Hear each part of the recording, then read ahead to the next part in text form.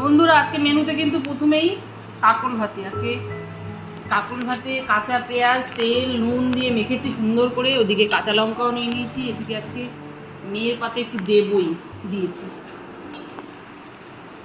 যাই হোক, আরও কিন্তু অনেক কিছু আছে। দেখো এদিকে আছে আজকে চিংড়ি মাছ দিয়ে বাঁধাকপি করেছি, চিংড়ি মাছ দিয়ে বাঁধাকপি, তারপরে করেছি কাঁচা কলা দিয়ে শিঙি মাছের একদম স্বাস্থ্যকর একটা ঝোল করেছি। জানো তো বন্ধুরা, প্রত্যেকটা মাছের পেটে নাই দেখো ডিম। বর্ষাকাল তো শিঙি মাছ কেন, এই সময় সব মাছের পেটে ডিম। এদিকে আছে কাতলা মাছের 2 পিস পেটিও আছে, এদিকে কাঁকড়ের সেদ্ধ দিয়ে শুরু করে দিলাম, ওদিকে মাও শুরু করবে, বসে আছে, শুরু করো। এদিকে একটা বড় লঙ্কাও নিয়ে নিচ্ছি, মেয়ে তো লঙ্কা খায় না, একটু লঙ্কা দিয়ে নিই।